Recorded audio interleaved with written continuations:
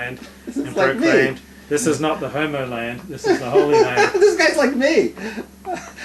Okay, I cannot say a bad word about that rabbi because he reminds me across the board of me. Okay. Did you have any other thoughts on that video? Yeah, well, we haven't even talked about the video. You're just setting up the facts. Okay, well, go ahead. What do you think? Well, let's go first. What's your opinion? Well, first, we didn't give the facts. What did he actually say? I watched the video. Let's get the facts. He condemned Carl Palladino, condemned Andrew Cuomo for taking his daughters to the gay pride parade. Because he said, what's the reason? Said children should not be brainwashed into thinking that homosexuality was acceptable. Correct. I just think that my children, your children, would be better off, over. much more successful getting married and raising a family. I don't want them brainwashed into thinking that homosexuality is an equally valid and successful option. It isn't. I didn't march in the gay pride parade this year. My opponent did. There's nothing... Here's a remark from his text that he didn't say but was in his prepared text. There's nothing to be proud of in being a dysfunctional homosexual. He did not say that. He didn't say that. And it wasn't even in the text. I saw this today. Do some more research. Somebody gave that to like the New York Times or something, and they published it, but it did not come from him and his people. Because this Rabbi Levin wrote the speech for Palladino. It was like a puppet. Palladino just went up there and vocalized what Rabbi Levin wrote. Rabbi Levin's, what he wrote, doesn't have that on it. So somebody wrote a bullshit in the New York Times and and claims that he did, and he's been fighting that all day because it's not in there. It's a misquote. It's a horrible misquote.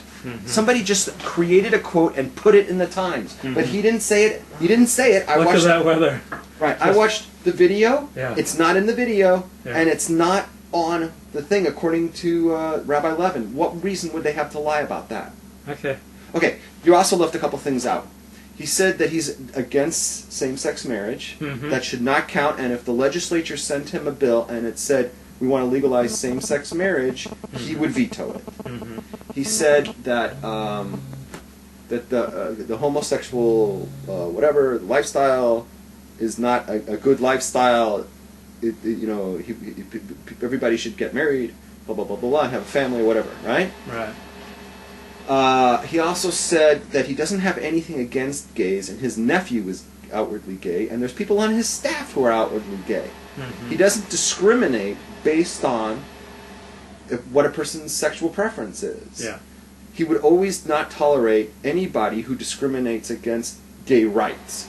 You know, they have a right to be homosexuals, right? Live in peace. Right, but they have no right to have a marriage. I'm with this guy 100%. What's wrong with that? That's exactly what I hold. Okay? And then they also talked about something about partial birth abortion. Everybody slipped over that. But I don't remember what else was talking about. Those are the main points. Okay, so what's your feeling on all this? Let's start with you. Well, I agree with everything that you just said. So. I think that this guy is amazing. He walks into a Fermi Shul, guys dressed like me. He got them to applaud what he was saying. And he's saying, for 35 years, you've been stepped on as Fermi Jews. Your opinions are trashed. Nobody pays attention to your values. Oh, we also talked about vouchers. He said, that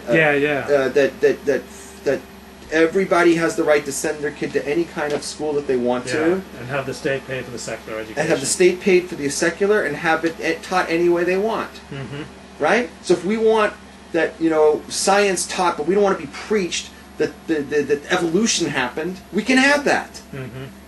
And, this guy is great. He's saying everything that no candidate in either of the major political parties had the balls to say for 35 years. Yeah. I think it's great. Yeah. And this guy's calling a spade a spade. This guy's not afraid to take a few punches, right? He's like a loose cannon, but everything he's saying, I'm with. I think it's great. This guy is like a true Noahide. This guy is a true Noahide who's trying to... Now, you could say, well, he's just trying to buy votes, but he could buy votes from anybody. He's decided to line himself up with religious people. This guy is he said everything he says is going according to Catholic doctrine. Okay, so if he lines himself up with the Catholic churches, right, and there's a big Catholic community in New York, right? Yeah. The Irish and the Italians, right? They're Catholics. He's lining himself with the Catholic Church. He's lining himself up with true Torah Jews. I think it's great. I had no interest in that election up until the last 24 hours. I think it's great. I am ready to support this guy. I'm ready to move to New York and vote for this guy. I think he's great. Well, I heard he had a kid out of wedlock. Does that bother you? You know what? If we're going to get into like the private lives of all these candidates, you're never going to vote for anybody. So I don't even care. I'm just going by what he is going to do when he gets to in power.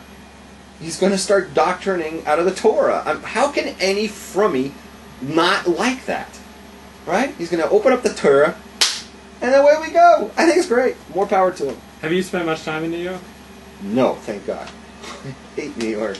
They're much more religious on the East Coast, particularly the Northeast. So what we would consider modern Orthodox, say in New York, would be considered right-wing modern Orthodox, even Haredi in the West Coast. Conservative Judaism in New York is like modern Orthodox Judaism on the West Coast. So they're much more traditional on the East Coast. They're much more related to their families and to the traditions of their peoples and of their religions. So people on the West Coast tend to be much more disconnected from religion, from their families, from traditional ties. Do you have any thoughts on that? Well, you're talking about, you're mixing apples and oranges. Here we have mostly secular people, and there they have mostly frum people. Right? Right. New York has a huge Jewish population, and they have a gigantic frummie population. Mm-hmm. Right? Here we have a very comparatively small frummie population as compared to how many Jews are here. Mm-hmm. And there's a ton of Jews in both places. But here it's mostly secular, and there it's mostly frum. Yeah. And because of birth rates, they're multiplying like cockroaches to make more and more frummies, and we're just not moving that fast here. Because we just don't have that many to start off with. But as far as if you're from and you're from, like who's more strict or whatever, I don't know if you can make a comparison blanket like that. I don't know if you can do that. How do you compare who's more religious? How do you do that? I don't know how to do that. Okay, you got a review of my memoir. Oh, but before we get to that, Yeah. there was another thing I wanted to talk about. Or is it you want to get? Let's get to your memoir first, Okay. and then I'll talk about this. There's another LA Times article I wanted to talk about. Okay, great. Lots to talk about tonight, folks. Did I lose anybody in the chat room after my thing? Oh, Don't worry about it. Don't worry about it. It's not working. Don't worry about Nobody it. can watch. Don't worry about it. Okay. Let me bring people. You bring people up to speed. You explain them what's going on. With Okay, I wrote a memoir. It came out in 2004. It's called Excommunicated: A Rebel Without a Shul. Its principal It's hot focus. here, man. It's hot Yeah, here. I'll open up the door after you're done talking about my memoir. No. You gotta do it before. I can't. I'm done.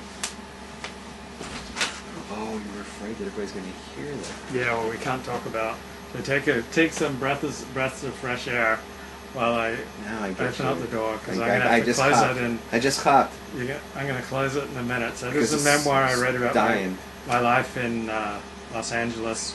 I moved to LA in 1994, and the memoir basically goes from 1994 to 2001. It's principally about my time writing the website lukeford.com and kind of the underbelly of Los Angeles, and Way underbelly. In the groins of. I worked harder on this book than any book I've written. I would say it's not even the groins; it's the genital area of L.A. It's the most difficult book I've written, and put my heart and soul into it. And it's called Excommunicated: A Rebel Without a Shul, and you can find it on Amazon.com, and pretty much stack it like 10 deep at the yeshiva where they teach it to the kiddies and say this is the example of what a good Orthodox Jew should be like. So now I'm gonna die. I swear, you're gonna die. It's so hot in here tonight. But go ahead. I'll open it in a minute. All right. So I read his book, and I actually read some of it twice because I took a lot of notes and whatever. It's not that long of a book, by the way. Go ahead and buy it.